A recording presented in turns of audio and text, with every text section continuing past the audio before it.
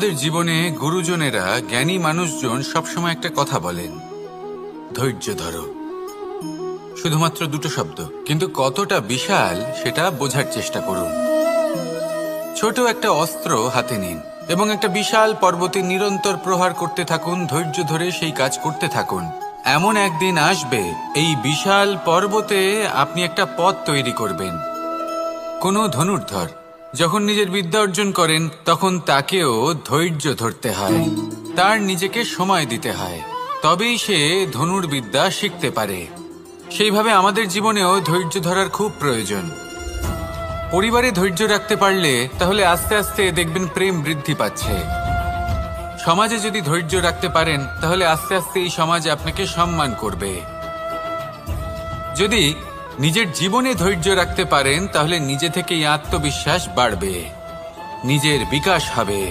জীবনে সবই সম্ভব যদি ধৈর্য রাখতে পারেন। হয়তো আস্তে আস্তে হবে, কিন্তু হবে অবশ্যই। শুধু ধৈর্য রাখুন, কারণ ধৈর্যই সব থেকে বড় পুঁজি। আসুন আর আমার সাথে ভালোবেসে বলুন, রাধা রাধা।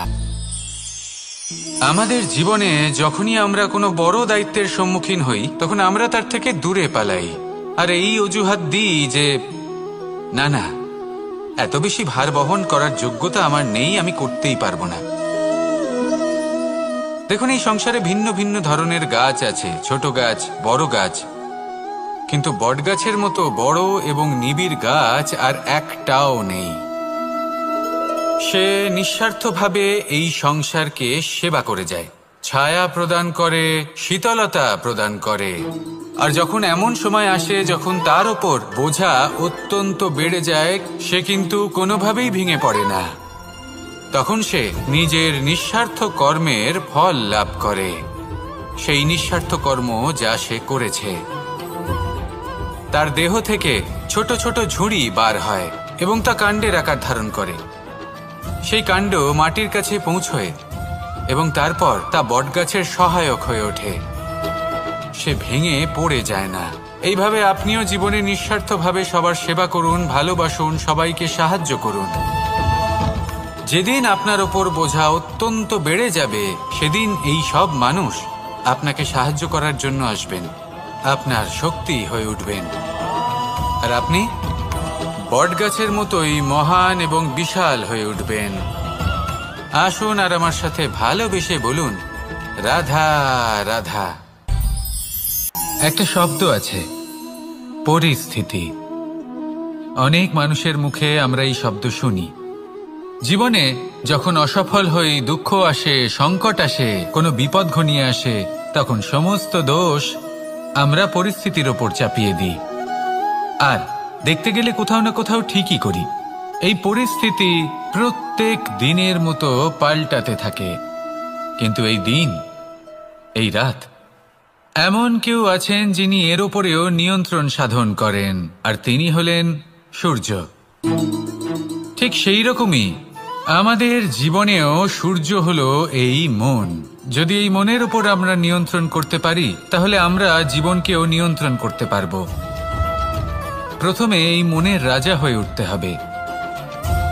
তাই মনে রাখবেন, যদি মন দুর্বল হয় তাহলে পরিস্থিতি আমাদের সমস্যা বলে মনে হবে।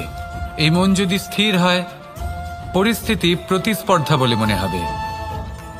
আর এই মন যদি শক্তিশালী হয়ে ওঠে, তাহলে যে কোনো পরিস্থিতি আপনার কাছে একটা সুযোগ মাত্র, এমন এক সুযোগ যাতে অগ্রসর হয়ে আপনি মহান হয়ে উঠতে পারেন। এই মনের শক্তির বৃদ্ধি ঘটান, মহান হয়ে উঠুন, আর আমার সাথে ভালোবেসে বলুন, রাধা রাধা। খুব সুন্দর একটা কাহিনী আছে। একবার এক ব্যক্তি নিজের অসফলতার জন্য ত্রস্ত হয়ে সময় দেবতার তপস্যা করতে বসলেন। উনি তপস্যা করলেন এবং সময় দেবতা প্রসন্ন হলেন, মানুষের রূপ ধারণ করে ওনার সামনে প্রকট হলেন। এবার সেই ব্যক্তি ওনাকে জিজ্ঞেস করলেন যে কি এমন আছে যার জন্য আপনি বারবার জয়ী হন আর আমি চিরকাল পরাজিত হয়ে থাকি? কেন এত পরিশ্রম করা সত্ত্বেও আমি সাফল্য লাভ করতে পারি না? তখন সময় দেবতা উত্তর দিলেন যে দিন হোক বা রাত, ঝড় হোক বা ভূমিকম্প, রোদ হোক বা বৃষ্টি হোক, সময়ের সূত্রপাত হোক বা প্রলয়, আমি থামি না, আমি চলতেই থাকি। আর সেই জন্য যিনি থেমে যান তিনি পরাজিত হন, আর আমি জয়ী হই। এটাই আমাদের শিখতে হবে। জীবনে সবসময় চলতে থাকুন, কখনো থামবেন না। হ্যাঁ, কিছুক্ষণের জন্য বিরতি নিতে পারেন, বিশ্রাম করার জন্য, নিজেকে আরো সশক্ত করে তোলার জন্য, কিন্তু থেমে যাবেন না। নিরন্তর কর্ম করতে থাকুন, পরিশ্রম করতে থাকুন, তবেই এই সংসার আপনাকে মনে রাখবে। আসুন আমার সাথে ভালোবেসে বলুন, রাধা রাধা। মানুষ তার জীবনে দুই ধরনের পরিস্থিতিকে খুব ভয় পায়। এক, কোনো কারণবশত কারোর সামনে নত হওয়া। দুই, কোনো কারণে নিজের চরিত্র থেকে, নিজের মূল্যবোধ থেকে বিচ্যুত হওয়া। এবার কেন হয় এরকম যে কথায় কথায় কারোর সামনে নত হতে হয়? কেন বারংবার নিজের চরিত্র থেকে চ্যুত হতে হয়? এরকম কেন হয়? এটা তখনই হয় যখন আমাদের শিক্ষা এবং মূল্যবোধের অভাব থাকে। যদি মানুষের মধ্যে প্রকৃত শিক্ষা থাকে, তাহলে এই সংসারে কোনো সময় এবং কারোর সামনেই নত হওয়ার কোনো প্রয়োজন নেই। যদি মানুষের মধ্যে মূল্যবোধ থাকে, তাহলে তাকে নিজের মূল্যবোধ বা চরিত্র থেকে বিচ্যুত হতে হয় না, তা সে যাই হয়ে যাক না কেন। কোনো বালককে যদি জন্ম থেকেই সুশিক্ষার অধিকারী করা হয়, শিক্ষিত করা হয়, মূল্যবোধের অধিকারী করা হয়, তবে সে এই সংসারে এমন কর্ম করবে যাতে সে নিজেকে, নিজের পরিবারকে, সমগ্র সমাজকে গর্বিত করতে পারে। শিক্ষা লাভ করুন, মূল্যবোধ লাভ করুন, এবং আমার সাথে ভালোবেসে বলুন, রাধা রাধা। আমাদের সকলের জীবনে একটা লক্ষ্য থাকে যেটা আমরা লাভ করতে চাই। ঠিক যেন একটা প্রতিস্পর্ধা বিদ্যমান যে কে সব থেকে আগে নিজের লক্ষ্যে পৌঁছতে পারবে। আর সেই জন্য আমরা সকলেই খুব তাড়াতাড়ি এগোতে চেষ্টা করি, বড় এবং দীর্ঘ পদক্ষেপ ফেলি, যাতে তাড়াতাড়ি নিজের লক্ষ্যে পৌঁছতে পারি। কিন্তু এক অত্যন্ত গুরুত্বপূর্ণ বিষয় আছে, সবসময় লক্ষ্য সামনে থাকবে না, কখনো কখনো তা খুঁজতে হয়। এই যাত্রা খুব কঠিন হতে পারে, আর ঠিক এই কারণেই সবসময় দ্রুত গতিতে চলা বা তাড়াতাড়ি পথে চলা সেটা আবশ্যক নয়। তার থেকেও বেশি গুরুত্বপূর্ণ হলো ভেবেচিন্তে তারপর পথ চলা। যদি ভেবেচিন্তে পদক্ষেপ ফেলেন, চলতে পারেন, তাহলে সেটাই সর্বশ্রেষ্ঠ পদক্ষেপ। কখন কোন দিকে যেতে হবে, কখন কোথায় দিক পাল্টানো যাবে না, কখন গতি বেশি রাখতে হবে, কখন কম, কখন থামবো, কখন চলবো, এই সব কিছুর বিষয়ে জ্ঞান অত্যন্ত গুরুত্বপূর্ণ এবং ভেবে চিন্তে চলতেই হবে। সেই জন্য শুধু তীব্র গতিতে সামনে এগোলে চলবে না, ভাবনা চিন্তা করে এগোতে হবে। আসুন আমার সাথে ভালোবেসে বলুন, রাধা রাধা। পায়েস হলো আমার বিশেষ প্রিয়। এর মধুর স্বাদ মনকে প্রফুল্ল করে তোলে। ছোটবেলায় মা আমার জন্য পায়েস বানাতেন এবং আমাকে বলতেন যে গরম থাকতে থাকতে খেয়ে নে কানাই, ঠান্ডা হয়ে গেলে ভালো লাগবে না। কিন্তু আমিও দুষ্টু ছিলাম, ঠান্ডা হওয়া পর্যন্ত অপেক্ষা করতাম, আর ঠান্ডা হয়ে যাওয়ার পরে মার কাছে যেতাম আর ওনাকে বলতাম যে মা, পায়েস তো ঠান্ডা হয়ে গেছে, এটা গরম করে দিন। তখন মা হাসতেন আর বলতেন যে পায়েস না হয় আমি আবার গরম করে দেব কানাই, কিন্তু এর মধুর স্বাদ, সেই মিষ্টত্ব, সেই সুবাস, সেটা আবার ফিরে আসবে না। কথাটা সত্যি, আর এই সত্যটাই আমাদেরও জীবনের সত্য। আমাদের জীবনের মধুর সম্পর্কগুলি, এতে যখন কটুভাব প্রবেশ করে তখন সেই মিষ্টত্ব ফিরিয়ে আনা প্রায় অসম্ভব ব্যাপার হয়ে যায়। আপনি চেষ্টা করে সেই সম্পর্ক ঠিক করতেই পারবেন, তার জন্য অগাধ পরিশ্রম করতে হবে, কিন্তু আবার সেই মিষ্টত্ব কখনো ফিরে আসবে না। সেই জন্য আপনার জীবনের যে মধুর সম্পর্ক আছে, যতটা সম্ভব চেষ্টা করুন তাতে মিষ্টত্ব বজায় রাখতে। কটুভাব আসতে দেবেন না। আসুন আর আমার সাথে মধুর স্বরে বলুন, রাধা রাধা। শব্দ, শব্দ আসলে কি? শুধুই কয়েকটি অক্ষরের সমষ্টি, নাকি আমাদের বাণী, এই শব্দ এমন এক শক্তি যা কাউকে এই নিজের বশবর্তী করে ফেলতে পারে। শব্দ এমন এক অস্ত্র যা কাউকে ক্ষত বিক্ষত করে দিতে পারে। এই শব্দ হলো একটি নাদ স্বরূপ যা কোনো ঘুমন্ত ব্যক্তিকেও জাগিয়ে তুলতে পারে এবং নিজের লক্ষ্যের দিকে অগ্রসর করতে পারে। শব্দে এত শক্তি আছে যে কারোর মনে এতটা আঘাত দিতে পারে যে সে হয়তো জীবনে আর কখনো এগোতেই পারল না। তাহলে এই শব্দের প্রয়োগ খুব ভেবে চিন্তে করবেন। এবং এই শব্দের মতোই হলো নীরবতা।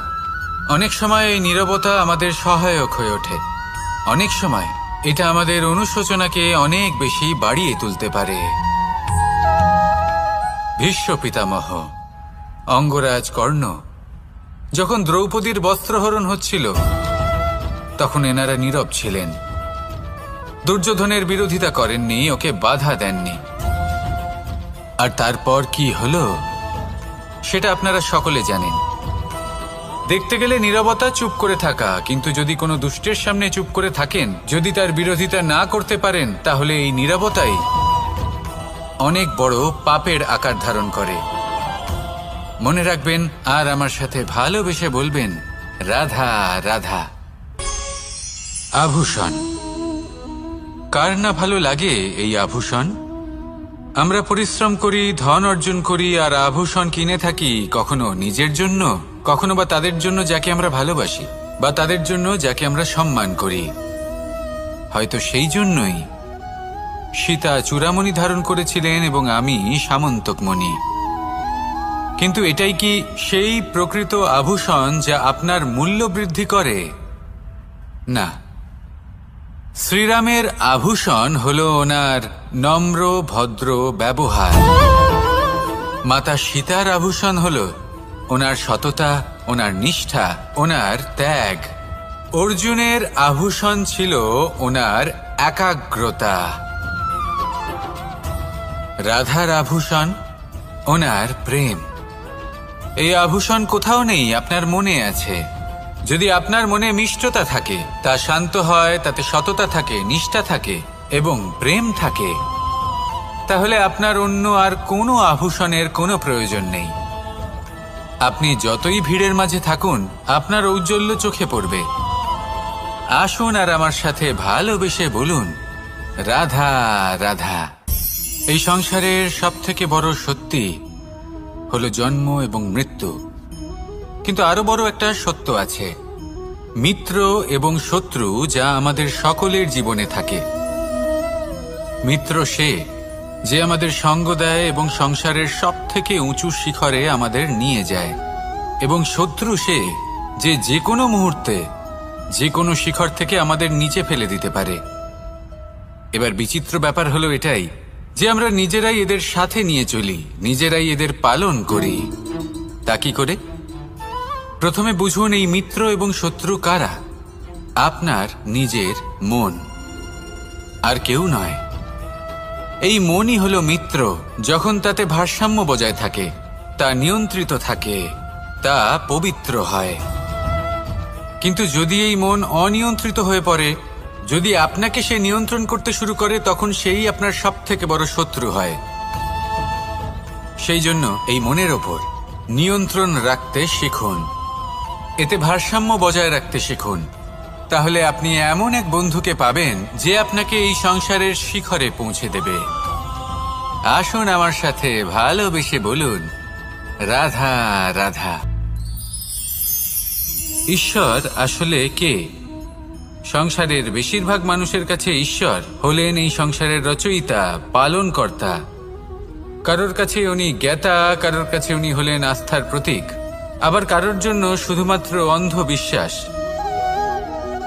কিন্তু এই ঈশ্বর কি কোনো শরীর, নাকি একটা বোধ, নাকি শুধুই শ্রদ্ধা? ঈশ্বর হলেন তিনি যিনি হলেন আপনার ইষ্ট। সেই জন্যই তো গুরু, মাতা, পিতা এনাদেরও ঈশ্বরই বলা হয়েছে। যাদেরকে আমরা ঈশ্বর বলে মনে করি, যারা আমাদের ইষ্ট, তাঁরা আমাদের একটি পথ দেখান, একটি দিকে চালিত করেন। সেই পথে চলে আপনি শুভ কর্ম করতে পারেন, আর যখন কোনো ব্যক্তি তার ঈশ্বরের আদেশ পালন করেন তখন সে নিজে থেকেই শুভ পথে অগ্রসর হয়ে যান। বেশ কয়েকজন মানুষ ঈশ্বরের ওপর আস্থা রাখেন এবং ভাবেন যে অনুচিত কোনো কাজ করা উচিত নয়, ঈশ্বর দেখছেন। ওনারা ভয় পান যে কোনো অনুচিত কর্ম করলে কে জানে তার পরিণাম কি হবে। এমন অনেক ব্যক্তি রয়েছেন যারা ঈশ্বরকে বিশ্বাস করেন এবং জানেন যে ঈশ্বর তাদেরকে দেখছেন, তাই যে যে শুভকর্ম ওনারা করেছেন তার ফল তারা অবশ্যই পাবেন। এবার আপনি ভয় পেয়ে ঈশ্বরকে বিশ্বাস করবেন নাকি বিশ্বাসের দ্বারা ঈশ্বরকে বিশ্বাস করবেন, সেই সিদ্ধান্ত আপনারই। কিন্তু হ্যাঁ, যদি আপনার মনে ঈশ্বরের জন্য কোনো স্থান থাকে, যদি আপনার কোনো ইষ্ট থাকেন, যদি আপনি কাউকে ঈশ্বর মনে করেন যার প্রত্যেক আদেশ আপনি পালন করে থাকেন, তাহলে বলি ঈশ্বর কখনো আপনাকে অনুচিত পথে চালিত করবেন না। আসুন আমার সাথে ভালোবেসে বলুন, রাধা রাধা। এই সংসারে ভিন্ন ভিন্ন ধরনের গাছ আছে, অসংখ্য ধরনের প্রজাতি আছে। কিছু গাছ পাতা দিয়ে থাকে, কিছু ফুল, কিছু ফল। কেউ ছায়া প্রদান করে, কেউ শীতলতা প্রদান করে, কেউ নিজেকে খুব কষ্ট দিয়ে এই সংসারের বিকাশে সহায়ক হয়ে ওঠে। কিন্তু এই সবার মধ্যে একটা বিষয় কিন্তু সমান, এরা প্রত্যেকেই পাতা ছাড়া, ফুল ছাড়া, ফল ছাড়া জীবিত থাকতেই পারে, কিন্তু কোনো বৃক্ষই শিকড় ছাড়া বেঁচে থাকতেই পারে না। এটাই হলো রাধার। ঠিক সেইভাবেই আমাদের জীবনে শক্তি হোক, ধন হোক বা সাফল্য হোক, আমাদের বা আমাদের পরিবারের প্রসন্নতাই হোক, এই সব কিছুর আধার হলো, সবকিছুর মূল হলো পরিশ্রম। তাই জীবনে চিরকাল পরিশ্রম করতে থাকুন। যদি আপনি জীবনে মহান হবার পথে অগ্রসর হতে চান, তাহলে পরিশ্রম করুন। এই পরিশ্রম দ্বারাই নিজের পরিবারকে প্রসন্ন করুন, নিজের বন্ধুদের প্রসন্ন করুন, এই সমাজকে গর্বিত করুন। আসুন আমার সাথে ভালোবেসে বলুন, রাধা রাধা। কখনো কোনো বাগানের কোনো বৃক্ষকে দেখেছেন যেখানে সুগন্ধি ফুল থাকে, রসালো ফল থাকে? তখন মন প্রফুল্ল হয়ে ওঠে, মন থেকে সেই বৃক্ষের প্রতি ভালোবাসা জন্মায়। কিন্তু যিনি বাগানের মালিক, শুধুমাত্র তিনিই জানেন যে কিভাবে এই বৃক্ষকে আগলে রাখতে হয়, কিভাবে তার পরিচর্যা করলে এতে সুন্দর সুগন্ধি ফুল হবে, রসালো ফল হবে। কখনো কখনো প্রয়োজনের থেকে বেশি রোদ পেলে এই বৃক্ষগুলি শুকিয়ে যায়, প্রয়োজনের থেকে কম রোদ পেলেও এই বৃক্ষ কিন্তু শুকিয়ে যায়। প্রয়োজনের থেকে কম জল যদি পায়, এই বৃক্ষ শুকিয়ে যেতে পারে। প্রয়োজনের থেকে অতিরিক্ত জল যদি পায়, তখনও এই বৃক্ষের শিকড়গুলি নষ্ট হয়ে যেতে পারে। এবার এটাই কিন্তু আমাদের সংসারের সাথেও হয়। আমাদের সংসারের সকল প্রতিভাশালী ব্যক্তি, যেমন লেখক, বিচারক, প্রবক্তা, যোদ্ধা, এদের সবার ক্ষেত্রে এই কথাটাই প্রযোজ্য। যদি বেশি প্রশংসা করা হয়, তাহলেও এরা হারিয়ে যাবেন। প্রয়োজনের থেকে বেশি যদি নিন্দা করা হয়, তখনও তারা নত হয়ে পড়বেন। তাহলে আপনি এদের রক্ষা করুন এবং নিজেদেরও। মনে রাখবেন একটা কথা, জেনে রাখুন কখন কোন নিন্দায় আপনি লজ্জিত হবেন না, আর কখন কোন প্রশংসার দ্বারা নিজের মধ্যে অহংবোধ জাগ্রত করবেন না।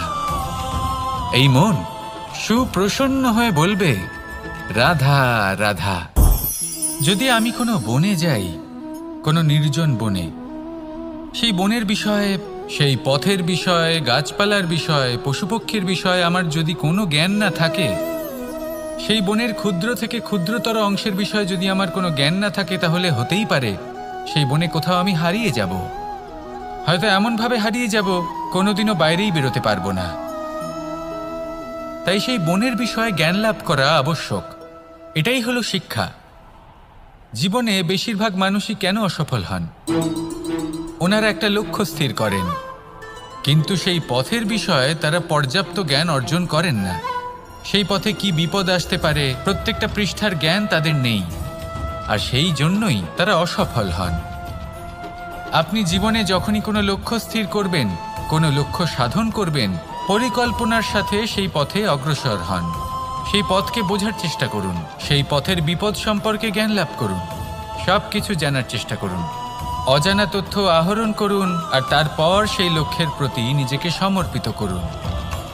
তবেই আপনি সাফল্য লাভ করবেন, আর এই মন প্রসন্ন হয়ে বলবে, রাধা রাধা। আপনি নিশ্চয়ই কখনো অনুভব করেছেন, যদি কোনো নির্মল ব্যক্তির কাছে গিয়ে বসেন তাহলে মনে নির্মল অনুভূতি হয়, এই মন শান্ত হয়ে যায়। সেইখানেই কোনো দুশ্চরিত্র মানুষের কাছে গিয়ে বসলে এই মন বিচলিত হয়ে যায়। কারণটা কি? কারণ যে ব্যক্তি নির্মল মনের, তিনি সবার মধ্যে নির্মলতা ছড়িয়ে দেন। আমাদের অন্তরে যা থাকে আমরা সেটাই সবার মধ্যে বিতরণ করি। যদি আপনি এই সংসারে শুভ বোধ ছড়িয়ে দিতে চান, তাহলে প্রথমে শুভ গ্রহণ করুন, তা অর্জন করুন। এই সংসারে জ্ঞানের শক্তি লাভ করুন, আর সেই জ্ঞানের শক্তি সংসারে বিতরণ করুন। শান্তি এবং সন্তোষ প্রদান করুন, কারণ যেমন বীজ এই সংসারে বপন করবেন তেমনই ফল আপনি লাভ করবেন। যেমন দেবেন তেমন ফিরেও পাবেন। এই সংসারে জ্ঞান প্রদান করুন, শান্তি প্রদান করুন, সন্তুষ্টি প্রদান করুন। এই সংসারে ভালোবাসা বিতরণ করুন, আর এই প্রেম ভাব নিয়েই বলুন, রাধা রাধা। এই সংসারে দুই ধরনের মানুষ দেখা যায়, এক সরল, দুই জটিল। এবার এই যে সরল ব্যক্তি থাকে তাদের এই সমাজ দুর্বল মনে করে। এমনিতে দেখতে গেলে জলও সরল, বায়ুও সরল, ওনারা যেদিকে চাইবেন প্রবাহিত হতে পারেন, এনাদের যে আকার দেবেন সেটাই ধারণ করবেন। কিন্তু এরা বাস্তব রূপ ধারণ করলে তখন কি হয়? এই জল এমন এক ধারায় পরিণত হয় যে অনেক বড় বড় পাথরকে খণ্ডিত করে দিতে পারে। এই বায়ু এমন এক চক্রবাতে পরিণত হয় যা সংসারে বিনাশ ডেকে আনে। তাই যে ব্যক্তি সরল, তার সরলতাকে সম্মান করুন, তাকে সম্মান করুন, তাকে ভালোবাসা দিন, আর আমার সাথে ভালোবেসে বলুন, রাধা রাধা। খেলা খেলতে কে না ভালোবাসেন? আমরা প্রত্যেকেই যখন সময় পাই, সুযোগ পাই, তখনই আমরা কোনো খেলা খেলি। খেলার সময় দুই ধরনের মানুষ ওখানে থাকেন, এক যারা অংশগ্রহণ করেন, আর দুই যারা দেখতে থাকেন, যারা দর্শক হয়ে দেখেন, যারা নিজের পক্ষের বিজয়ের ফলে উচ্ছ্বসিত হয়ে থাকেন, পরাজয়ের ফলে শোক পালন করেন, পরামর্শ দিয়ে থাকেন। আর বিজয়ী কে হন? বিজয়ী তিনি হন যিনি অংশগ্রহণ করেন। নির্বাচন আপনাকে করতে হবে, আপনি কি করতে চান? আপনি কি খেলোয়াড় হতে চান, নাকি আপনি দর্শক হতে চান? যদি আপনি বিজয়ের আনন্দ লাভ করতে চান, সেই রোমাঞ্চ অনুভব করতে চান, তাহলে খেলতে হবে, ময়দানে আপনাকে নামতেই হবে। পরাজয়ের সম্ভাবনার ভয়ের সাথে আপনাকে লড়াই করতেই হবে, বিপক্ষের আহ্বানকে স্বীকার করতেই হবে, খেলোয়াড় হয়ে উঠতে হবে, তবেই এই বিজয়ের সম্ভাবনা থাকবে। আসলে কি, দর্শক হয়ে পরামর্শ দেওয়া অত্যন্ত সহজ, ময়দানে নেমে অংশগ্রহণ করা অত্যন্ত কঠিন। আর এখানে যেটা সহজ তা আপনাকে বিজয়ের পথে কখনোই নিয়ে যাবে না। আসুন আমার সাথে ভালোবেসে বলুন, রাধা রাধা। এই সংসারে মানুষ জন্মগ্রহণ করেন, বড় হতে থাকেন, পুরুষার্থ লাভ করেন, অর্জন করেন। অর্জন করা আসলে কি? বেশিরভাগ মানুষ বলেন অর্জন করা অর্থাৎ ধন সম্পত্তি অর্জন করা। আর কি অর্জন করা যায়? আর কি লাভ করা যায়? আসল প্রশ্ন হলো এটাই যে কি এমন আছে যা বাস্তব রূপে অর্জন করার যোগ্য। তা হলো ব্যবহার, জ্ঞান এবং সন্তোষ। কেন? কারণ আপনি যখন এই সংসার ছেড়ে চলে যাবেন, তখন আপনার ধন সম্পত্তি আপনাকে বিদায় জানাতে আসবে না। আপনাকে বিদায় জানাতে আসবে আপনার আপনজন, যাদের সাথে আপনার সুসম্পর্ক ছিল। সমগ্র সংসারে সহস্র মানুষ ধন অর্জন করে থাকেন। শ্রেষ্ঠ মানুষ হলেন তিনি যিনি ব্যবহার, জ্ঞান এবং সন্তোষ অর্জন করে থাকেন, একে সকলের মধ্যে বিতরণ করেন। তাই এটাই করুন, আর আমার সাথে ভালোবেসে বলুন, রাধা রাধা। এই সংসারের আরম্ভ থেকে এখনো পর্যন্ত এবং ভবিষ্যতেও একটা যুদ্ধ আছে যা হয়ে চলেছে, চলতেই থাকবে। পাপ এবং পুণ্যের মধ্যে যুদ্ধ, সত্য এবং অসত্যের মধ্যে যুদ্ধ। এই যুদ্ধ চলেই আসছে, আর এই যুদ্ধে যারা লড়েন তাদের আমরা সবসময় জয় জয়কার করি। আর যারা এই জয় জয়কার করেন তাদের প্রত্যেকের একটা বিশেষ গুরুত্ব থাকে।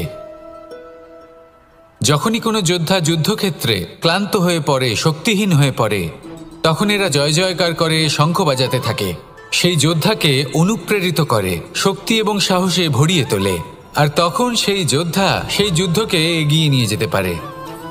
যখন শ্রীরাম লঙ্কা যাত্রা করার জন্য সেতু তৈরি করছিলেন, তখন একটা ছোট্ট মিষ্টি কাঠবিড়ালি নিজের মুখে মাটির টুকরো বয়ে নিয়ে গিয়ে তার সাধ্যমতো তাকে সাহায্য করছিল।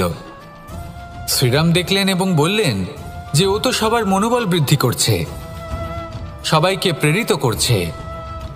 ও বলল যে আমি এত ছোট হয়েও যদি এই কাজ করতে পারি, তাহলে আপনারা সবাই কেন পারবেন না? এটাই হলো সেই সকলের মাহাত্ম্য, যারা জয় জয়কার করেন, অনুপ্রেরিত করেন, সাহস যোগান। ওনারা সেই ব্যক্তি যারা একজন যোদ্ধার মধ্যে যুদ্ধকে জয় করার শক্তি প্রদান করেন। আসুন আমার সাথে ভালোবেসে বলুন, রাধা রাধা। সংসারে আমাদের জীবনে যখন কোনো সুখ বা দুঃখ আসে, তার জন্য আমরা কাউকে না কাউকে অবশ্যই দায়ী করে থাকি, তাই না? এই ব্যক্তি আমাদের সাথে এরকম কাজ করেছেন, তাই আমার সাথে এমন হলো। ওই ব্যক্তি যদি এমনটা না করতেন, তাহলে আজ আমি ওই স্থানে পৌঁছতে পারতাম। সবই আপনার দৃষ্টিভঙ্গির ওপর নির্ভরশীল, আর যদি আপনার দৃষ্টিভঙ্গি এমন হয়, তাহলে তা অনুচিত। সত্যি কথা বলতে, এই সংসারে ভিন্ন ভিন্ন ধরনের মানুষ আছে। এটা আপনার ওপর নির্ভর করছে কিভাবে তাদের স্বাগত জানাবেন। একবার ভাবুন, আমি আমার দুটো হাত সামনে নিয়ে এলাম, দুটো মুঠো খুলে দিলাম। দুই প্রকারের মানুষ আসবেন, কিছু না কিছু দিয়ে যাবেন। এই মুঠো যদি আমি বন্ধ করে দিই, তাহলে না কেউ আমাকে কিছু দিতে পারবে, না আমার কিছু যাবে আসবে। নিশ্চয়ই বুঝতে পারছেন এই দুই ধরনের ব্যক্তি কারা এবং তারা কি দিয়ে যান। আমি যদি নিজের মুঠো খুলে দিই, তাহলে কিছু ভালো মানুষ আসবেন, আমাকে আনন্দ, সন্তুষ্টি, জ্ঞান প্রদান করে যাবেন, ভালো অভিজ্ঞতা দিয়ে যাবেন। কোনো খারাপ ব্যক্তি যদি আসেন, তাহলে তিনিও খারাপ অভিজ্ঞতা দেবেন, যার থেকে আমি শিক্ষা লাভ করব। এই সব কিছু আমি লাভ করতে পারি। মুঠো যদি বন্ধ করে রাখি, তাহলে আমি কিছুই পাবো না। দেখুন, এই সংসারে প্রত্যেকের জীবনে এইরকম। প্রত্যেকের জীবনে সবকিছুই আছে, ভালো খারাপ দুই মানুষই আছে। ভালো অভিজ্ঞতা আছে, খারাপ অভিজ্ঞতা আছে। নির্ভর করছে আপনার উপর যে আপনি কি করবেন, এনাদের স্বাগত কিভাবে জানাবেন, কার থেকে কি বুঝবেন, কি শিখতে পারবেন, আর কোন দৃষ্টিভঙ্গি নিয়ে অগ্রসর হবেন। এটাই নির্ধারণ করবে যে আপনার জীবন কেমন হবে। আসুন আমার সাথে ভালোবেসে বলুন, রাধা রাধা। এটা হলো একটা সাদা পাতা। এবার এতে আমি যাই লিখব, সেটাই এর অস্তিত্ব হবে। এতে আমি প্রেমের কিছু কথা লিখে একে প্রেমপত্র বানিয়ে তুলতে পারি। মাতা পিতার জন্য একটা শুভ সংবাদ লিখতে পারি। শত্রুর বিষয়ে সতর্ক করব বলে সেনাকে একটা সংবাদ লিখতে পারি। দ্বারকাবাসীর জন্য কোনো সংবাদ পাঠাতে পারি। যাই লিখব, এই পত্র সেটাই হয়ে উঠবে। সেই রকমই হলো আমাদের জীবন। আমরা যেমন কর্ম আমরা করব, আমাদের অস্তিত্ব এবং ব্যক্তিত্ব ঠিক তেমনই হয়ে উঠবে। যদি আপনি একটা অসাধারণ, উজ্জ্বল এবং সম্মানজনক জীবনযাপন করতে চান, তাহলে তার একটা রহস্য আপনাকে বলি। যেমন কথন হবে, কর্ম তেমন হবে। অর্থাৎ যতটুকু বলেছেন ততটুকুই করুন, আর যতটুকু করেছেন ততটুকুই বলুন। এই একটা নিয়ম যদি আপনারা পালন করেন, তাহলে এই সংসারের সমস্ত পণ্ডিত আপনাকে অবশ্যই সম্মান করবেন। তাহলে এটাই করুন, আর আমার সাথে ভালোবেসে বলুন, রাধা রাধা। কখনো কোনো পাখিকে দেখেছেন? যখন সে প্রথমবার উড়তে চেষ্টা করে, সে বাসা থেকে মাটিতে পড়ে যায়, কিন্তু সে হার মানে না। চেষ্টা করতে থাকে, করতেই থাকে, ডানা ঝাপটাতে থাকে, আর তারপর সে উড়তে শেখে। গোল শালগ্রাম শিলাকে দেখুন, পর্বত থেকে খসে পড়ে, ধাক্কা খায়, জলের প্রবাহ দ্বারা ঘর্ষিত হয়, তারপরে তা শালগ্রামে পরিণত হয়। ভেবে দেখুন, যদি কোনো পাখি প্রথমবার উড়তে গিয়ে এটা ভাবে যে না না, যদি আমি পড়ে যাই তবে, আমার যদি আঘাত লাগে তবে, আর যদি ভয়ের কারণে সে শুরুই না করতে পারে, চেষ্টাই না করে, তাহলে কি সে উড়তে শিখবে? কখনোই নয়। এটাই আমাদের শিখতে হবে, প্রারম্ভ করতে হবে। তা অত্যন্ত গুরুত্বপূর্ণ। যখন আমরা কিছু শুরু করি তখন ভয় করে, কিন্তু যদি এটা না করেন জীবনে কখনো সামনে এগোতেই পারবেন না। হতেই পারে প্রারম্ভ করার পরে আপনি পড়ে যাবেন, বারবার নিচে পড়ে যাবেন, কিন্তু যদি নিরন্তর চেষ্টা করতে থাকেন তাহলে একদিন না একদিন আপনি অবশ্যই সফল হবেন। এই শুরু করাটাই সব থেকে বেশি কঠিন। এর দ্বারা ভয়ভীত হবেন না। আসুন আর আমার সাথে ভালোবেসে বলুন, রাধা রাধা। যদি আমি আমার চোখ বেঁধে কোনো একটা নির্দিষ্ট দিকে নিজের সমস্ত শক্তি প্রয়োগ করে ছুটে যাই, তাহলে কি হবে? আমি কোথাও ধাক্কা খেতে পারি, নিজের ক্ষতি করতে পারি, কোথাও পড়ে যেতে পারি, তাই না? অর্থাৎ এটা নিশ্চিত এই কাজ আমার করা উচিত নয়। কিন্তু আজকের দিনে প্রত্যেকটা মানুষ এই কাজই করছেন, তাই না? কোনো কাজ করার পূর্বে সেই কাজের বিষয়ে সম্পূর্ণ তথ্য কোথায় সংগ্রহ করছেন? শুধু এটুকু জানেন যে এই কাজটা করলে কত ধন অর্জন করবেন আর কত নাম হবে, আর ব্যাস সামনে এগিয়ে যান। এটা উচিত নয়। পূর্ণরূপে যে কোনো কাজ করার আগেই সেই কাজের বিশ্লেষণ করে নেওয়া উচিত, তা বুঝে নেওয়া উচিত, এবং সেই বিষয়ে অবশ্যই খেয়াল রাখা উচিত যে আপনার শরীর এবং আপনার মন এই কাজ করার জন্য কি প্রস্তুত রয়েছে। যদি তা না হয় তাহলে প্রথমে নিজেকে শুধরে নিন, তারপরে সেই কাজ করুন।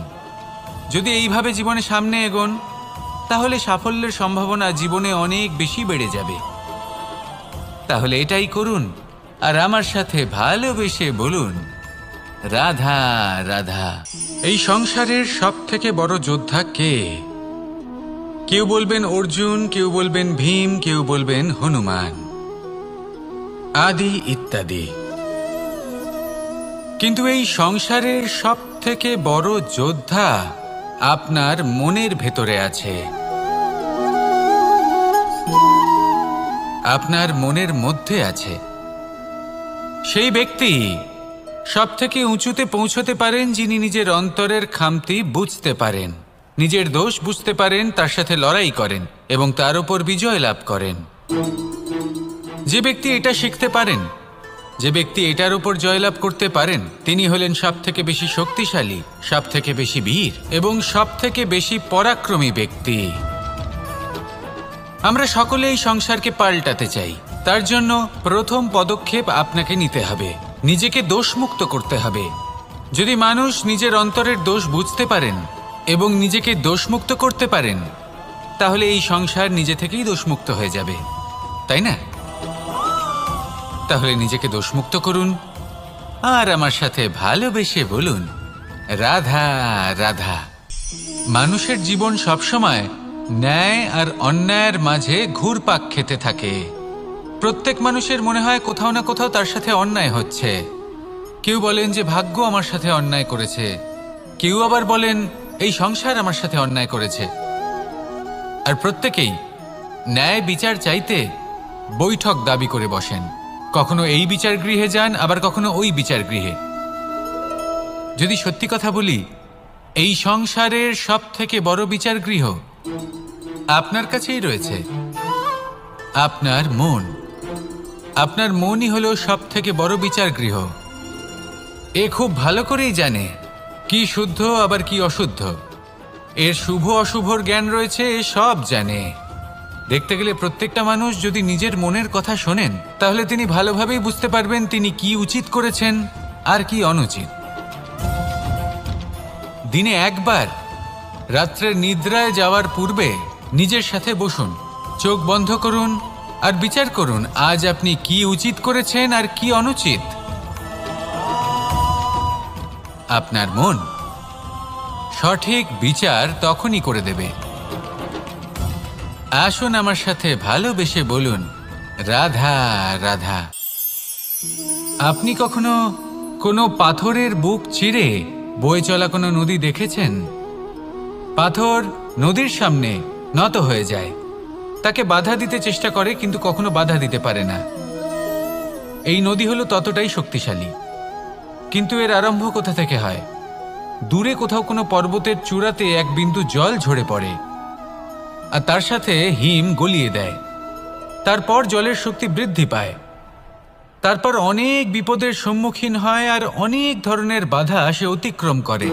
তার শক্তির এতটাই বৃদ্ধি হয় যে তাকে বাধা দেওয়া একেবারেই অসম্ভব ব্যাপার হয়ে যায়। দেখুন, নদী তো মহান বটেই, কিন্তু তাকে মহান করে তুলেছে কে? সেই সকল বিপদ যার থেকে ও কখনো পালায়নি। সেইভাবেই আমাদেরও বিপদ থেকে পালিয়ে গেলে হবে না, তার সম্মুখীন হতে হবে সাহসের সাথে, পূর্ণ শক্তি প্রয়োগ করে। তবেই আমরা শিখতে পারবো, তবেই আমরা সামনে এগোতে পারবো। যদি আপনি জীবনে কুন্দন হয়ে উঠতে চান, তাহলে জ্বলন সহ্য করতেই হবে। আসুন আমার সাথে ভালোবেসে বলুন, রাধা রাধা। এ হলো গোলাপ ফুল। একে আমরা সকলেই চিনি। সমগ্র সংসার ভালোবাসে এই পুষ্পকে। এই ফুল দেখতেও সুন্দর। সবথেকে বেশি গুরুত্বপূর্ণ কথা হলো এর সুগন্ধ, যা দূর দূরান্ত থেকে ব্যক্তিদেরকে আকৃষ্ট করে। এই সুন্দর পুষ্প একটু মন দিয়ে দেখলেই দেখা যায় এর নিচে কাঁটা রয়েছে। এই সংসার বলে, এ প্রকৃতির কেমন রচনা, এত কোমল পুষ্প, এটা কি তীক্ষ্ণ কাঁটা সহ প্রস্ফুটিত হয়? এটাই হলো জীবনের সত্য। আমাদের অন্তরের সদ্গুণ, সেগুলিও এই ফুলের মতোই সুন্দর। সংসার এর সৌন্দর্য দেখতে পায়, এর সুগন্ধ চতুর্দিকে ছড়িয়ে পড়ে। কিন্তু এই সদ্গুণ জাগ্রত করে তোলার জন্য কঠোর পরিশ্রম করতে হয়, প্রতিনিয়ত চেষ্টা করে যেতে হয়। তাই জন্য যদি আপনি জানেন আপনার পথ উচিত কিন্তু তা কাঁটায় পরিপূর্ণ, তাহলে থামবেন না, চলতে থাকুন। একবার যদি অন্তরের সদ্গুণ জাগ্রত হয়, তাহলে এই সংসার এর সৌন্দর্য দেখবে আর সুগন্ধে আকর্ষিত হয়ে আপনার কাছে আসবে। এই মন, এই জীবন প্রসন্ন হয়ে বলবে, রাধা রাধা। মোহনের বাঁশির এই সুর, এই সঙ্গীত কার না পছন্দ হয়? সবারই খুব ভালো লাগে। এবার এই সুর আসে কোথা থেকে? কেউ বলবেন কৃষ্ণের হৃদয় থেকে। সত্য কথা, এই সুর হৃদয় থেকে নির্গত হয় এবং প্রকট হয় এই বাঁশি থেকে। এই বাঁশিটাকে দেখুন, এই ছিদ্রগুলি দেখুন, প্রত্যেকটা সুর থেকে নিজস্ব একটা স্বর নির্গত হয়। এবার যে ব্যক্তি এই সমস্ত সুর এবং স্বর বুঝতে পারেন, এতে নিপুণ, তিনি এই বাঁশির দ্বারা যে সুর নির্গত করবেন তা তো মধুর অবশ্যই হবে। এবার জীবনের সাথেও কিছুটা এরকমই ঘটে। জীবনের কিছু নীতি থাকে, অর্থ, কুটুম্ব এবং আধ্যাত্মিক। যদি জীবনের প্রত্যেকটা মুহূর্ত সুখময় হয় এরকম আপনি চান, তাহলে এই তিনটি নীতিতে আপনাকে নিপুণ হতে হবে। কোনো একটি বিশেষ নীতির প্রতি যদি আপনি বেশি ঝুঁকে পড়েন, তাহলে বাকি দুই নীতি থেকে যা সুখ লাভ করা সম্ভব তা পারবেন না। ধন অর্জন করতে হবে পরিবারের জন্য, পরিবারের সুখ মনের শান্তির জন্য, মনে শান্তির প্রয়োজন মনের শুদ্ধতার জন্য। যখন এই মন শুদ্ধ হবে, জীবন শুদ্ধ হবে, পবিত্র হবে, সুন্দর হবে এবং ভালোবেসে বলবে, রাধা রাধা। জল, এ হলো জীবনের আধার পঞ্চতত্ত্বের মধ্যে একটি, আর অত্যন্ত বিশেষ। এর থেকে অনেক বড় শিক্ষা পাওয়া যায়। এই জল, গন্তব্যের বিষয়ে এর স্পষ্ট ধারণা আছে। ও জানে ওর লক্ষ্য কি, আর প্রয়াস করে ততদূর সে পৌঁছেও যায়। এটি পর্বত থেকে বয়ে নিচে নেমে আসে। নদীর সাথে সমাহিত হয়ে তার সাথে বয়ে চলে, চিরসবুজ বনানী গড়ে তোলে, প্রাণীদের তৃষ্ণা নিবারণ করে, সামনে এগিয়ে চলে, মানুষের সাথে মিলিত হয়। যারা একে বাঁধের মধ্যে বেঁধে রাখতে চেষ্টা করে সে বন্দি দশাতেও থেকে যায়, মানুষের কল্যাণ করে। তারপর বাঁধ থেকে মুক্তি পেয়ে এগিয়ে চলে, কোথাও ধাক্কা খায়, কোথাও বাধা পড়ে, কোথাও যদি পথ খুঁজে না পায় তাহলে পথ খুঁজেই নেয়, আর যেখানে পথ থাকে না সেখানে পথ বানিয়ে নেয়, আর শেষ পর্যন্ত নিজের লক্ষ্যে পৌঁছেই যায়, অর্থাৎ সমুদ্রে গিয়ে সমাহিত হয়ে যায়। আমাদেরও কিছুটা এরকমই হয়ে উঠতে হবে। যেখানেই যাবেন সকলের কল্যাণ করুন, সামনে এগোন। আপনি কোথাও পড়ে গেলে, ধাক্কা খেলে আঘাত লাগবেই, উত্থান পতন লেগেই থাকে। সামনে এগোতে থাকুন। কোথাও পথ না পেলে তা খুঁজে নিন, কোথাও পথ না থাকলে তা বানিয়ে নিন। নিজের গন্তব্যের কথা সবসময় মনে রাখুন। শেষ পর্যন্ত নিজের মোক্ষ লাভ আপনি অবশ্যই করবেন। আর আমার সাথে ভালোবেসে বলুন, রাধা রাধা। জীবনের প্রত্যেক মুহূর্ত আমাদের কিছু না কিছু শিক্ষা দেয়, নির্ভর করছে আমাদের দৃষ্টিভঙ্গির ওপর। যেমন নদী হলো আমার অত্যন্ত প্রিয়, নদীতে ভ্রমণ করতে আমার খুব ভালো লাগে। কি বলেন? নদীতে সবসময় নতুন কিছু থাকে, ও পুরনো কিছুই নিয়ে বসে থাকে না, সবসময় প্রবাহমান, কখনো থামে না। ততক্ষণ থামে না যতক্ষণ না সাগরে গিয়ে সমাহিত হচ্ছে। ঠিক এইভাবেই আমাদেরও উচিত নিজের জীবন অতিবাহিত করা, নদীর মতো। প্রত্যেক মুহূর্ত নতুন, তাই সেইভাবেই জীবন যাপন করুন। পুরনো কিছুই একত্রিত করে রাখবেন না, বিগত স্মৃতির মাঝে নিজেকে হারিয়ে ফেলবেন না। এই যে বর্তমান, এই যে মুহূর্ত, সেটাই হলো সর্বশ্রেষ্ঠ।